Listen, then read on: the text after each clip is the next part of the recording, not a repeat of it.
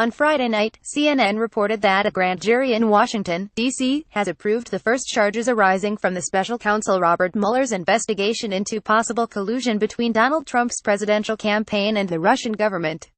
Citing sources briefed on the matter, the network said that a judge had ordered the charges kept under seal, but that at least one arrest could take place as early as Monday.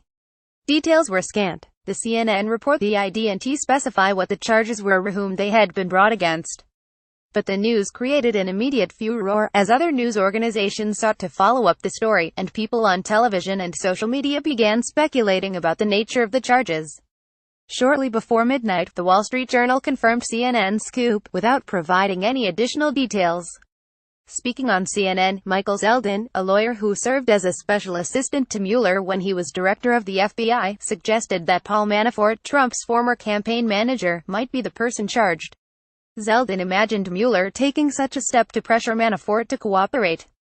There is a lot of pressure on people who are under investigation to cooperate with Mueller after this indictment, Zeldin said.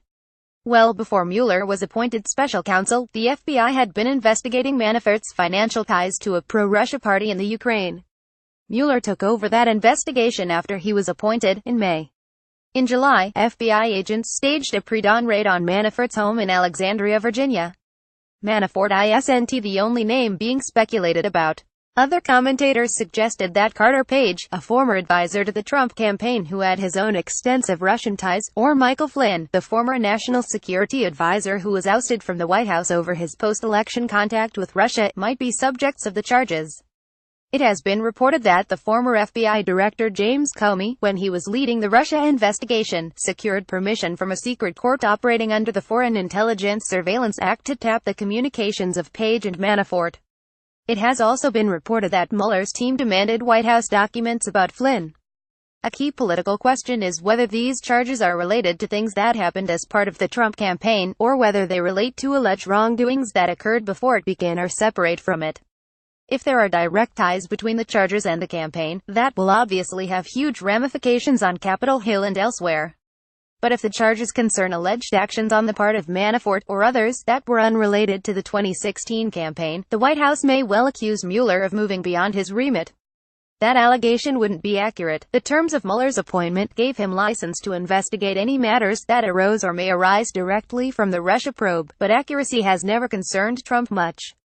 One thing we can say for sure is that the news of the charges has moved the Mueller investigation firmly into the media spotlight, where it is likely to stay.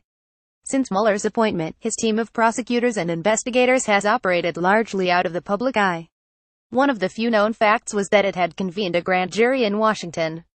Friday night's CNN report said that earlier in the day, top lawyers who were helping to lead the Mueller probe, including veteran prosecutor Andrew Weissman, were seen entering the courtroom at the D.C. federal court where the grand jury meets to hear testimony in the Russia investigation. There was no immediate comment from the White House about the CNN story, but it was published less than 12 hours after Donald Trump tweeted, "It is now commonly agreed, after many months of costly looking, that there was no collusion between Russia and Trump."